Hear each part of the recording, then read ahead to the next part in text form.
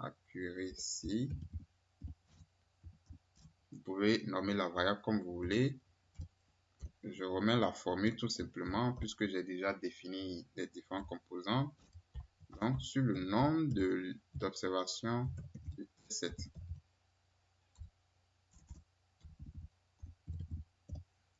J'exécute.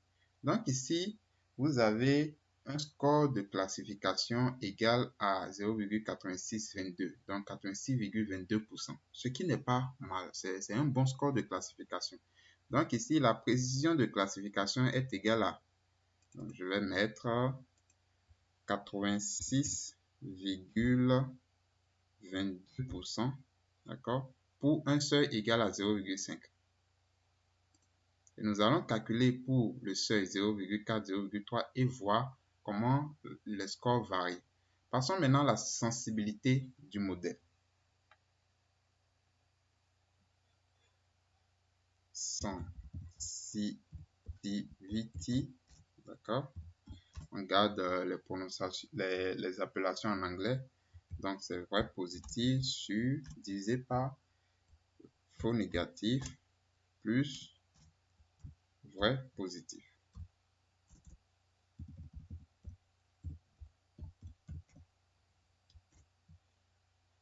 Ici, comme en sensibilité, nous avons 0,56.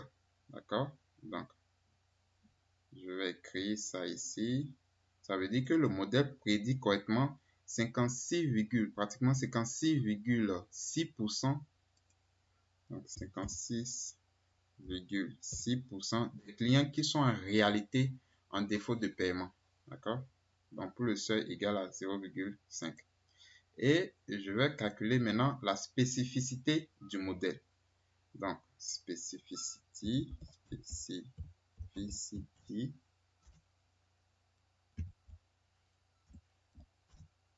qui est égal à vrai négatif divisé par vrai négatif plus faux positif. Spécificity, j'exécute. Ici, la spécificité est égale à 0,95. D'accord? 14. Donc, ça veut dire que le modèle prédit correctement 95,14%, 95,14%, 15% pour arrondir, des clients qui ne sont pas en défaut de paiement, pour un seuil égal à 0,5%. Donc, voilà un peu comment calculer les différentes métriques. Maintenant, comme je l'ai dit, nous allons varier le seuil. Nous allons considérer deux autres seuils, 0,4 et 0,3. Pour ce faire, il suffit de changer le seuil ici et de réexécuter les codes. Donc 0,4. La matrice de confusion, vous voyez, ça change. On exécute ici aussi.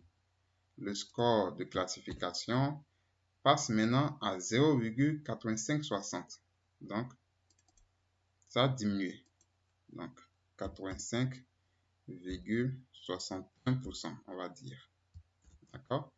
La sensibilité, 0,6430. La sensibilité a augmenté. Donc, ici, le modèle prédit maintenant correctement 64,31% des clients qui sont en réalité en défaut de paiement. D'accord? Et la spécificité qui diminue un peu. Donc, quand vous améliorez la sensibilité, vous diminuez la spécificité. Donc, ici, c'est passé à 92,03%. 92,03%. Alors, un seuil de 0,3. On va avoir un seuil de 0,3. J'exécute. Ici aussi. Vous exécutez. Ici aussi. Donc, 0,84. Donc, 84%. Le score diminue. Le score de classification diminue. Donc, 84%. La sensibilité augmente. Donc, la sensibilité augmente. 0,7236, donc 72,4%. Donc, 72,4%. Et la spécificité pour finir. La spécificité passe à 87,51%. 87,51%. Donc, qu'est-ce qu'on remarque? on remarque que plus le seuil est élevé, plus le score de classification augmente. Regardez, plus le seuil est élevé, à mesure que le seuil augmente, plus le score de classification augmente, d'accord? Et la sensibilité diminue, d'accord? La sensibilité diminue et la spécificité augmente, à mesure que le seuil augmente. Donc, c'est les constats qu'on fait. Dans la suite, nous allons analyser en profondeur les différentes métriques d'évaluation pour différents seuils. Donc, vous voyez très bien que le seuil influence les métriques de validation du modèle.